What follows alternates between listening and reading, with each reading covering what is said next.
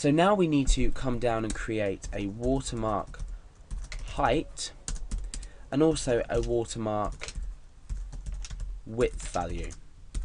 And we can easily do this using the image sx function. So it will type image sx, and here we just need to supply one argument, and that's just the image we've already loaded in. So we've got the watermark height, so the image watermark height, using this function and just supplying the already opened image. So we'll do exactly the same thing for the width as well.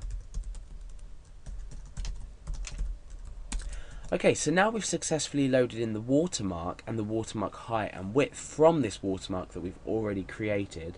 We've basically here created a new image file in GD, but from this. So we've almost duplicated the file, if you like. Okay, so the next thing to do is set up our canvas. Now we need to set up our canvas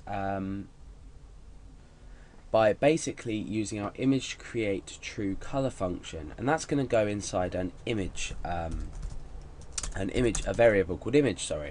So the function we need to use is image create true color, and we need to supply this with two values, and that is going to be watermark height. In fact, it's the width first, so we always take in a width first, and watermark height. Now we're going to redefine the same variable, and we're going to say image create from JPEG. So this is the important part. We're creating the image from our source. So remember up here we called our value source, or the value that we're reading in source. So we can just pop in source there. So you can see now why I created this variable. It's a lot easier than keep referencing this long, if you like, get method way of reading in a value. So now what we need to do is get the image size. So by image size I mean the image as in the phone image that I showed you earlier. This is the size of the source image that we're loading in using this line here. So what we want to do is we want to create a new variable. So we'll name it properly. We'll call it image underscore size, and we're going to be using a function called get image size. Now get image size isn't actually a GD function itself. This can be used without GD. So if you find that you might need this function elsewhere, and you might need to use this function and you don't have GD installed, you're more than welcome to use this as it's not part of the GD library. So obviously we're getting the image file from the image size, from the source, like I said earlier. So we just supply it with the argument source, which is the source data we're reading in. Now you'll notice, just to make note, that we're using the image sx function here and here to grab the watermark height and width. However, why are we using this get image function here? The reason, get image size function here, the reason we're using this down here as opposed to the image sx is we haven't loaded in the source.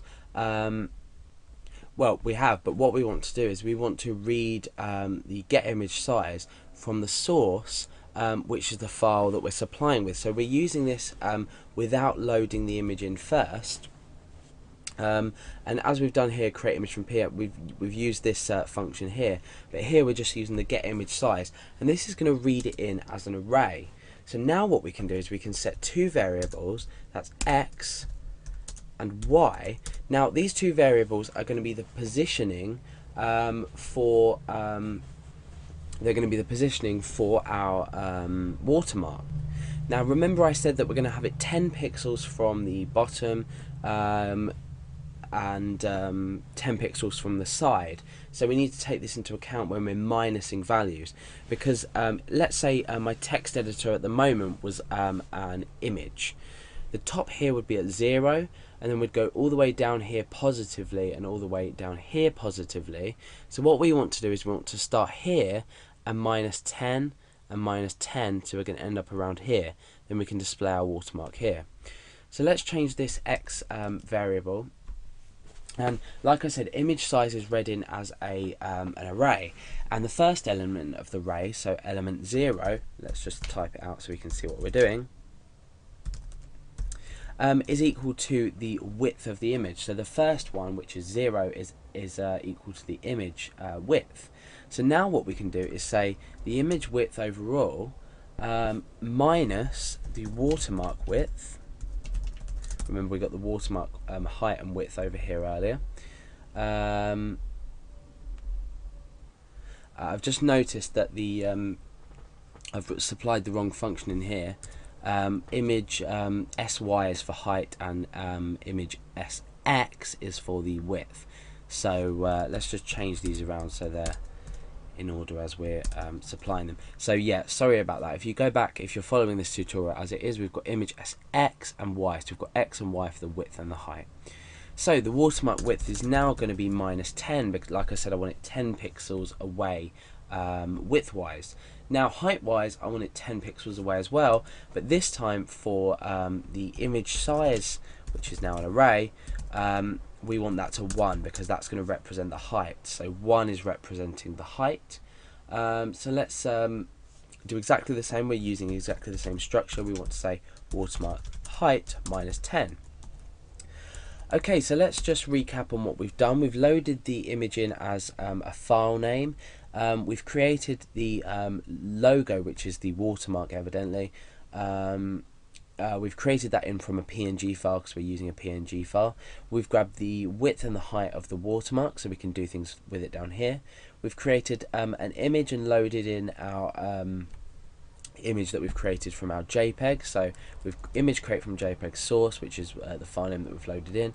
We've grabbed the image size, and we've created the X and Y position for the watermark, which is 10 pixels away from the edge of the image. Okay, so the next thing to do is to use the image copy merge function. Now this has got lots of parameters that we're going to throw at it, some of which we need to discuss, some of which we probably don't, but I'm going to try and go through all of them. So the image copy merge function looks like this. Now what is this function going to do? This function is responsible for taking one image and basically merging it with another image, and we're going to say we're going to, well, give the parameters to this function of how we want to merge, and by merging we're doing exactly the same thing as applying a watermark onto our image.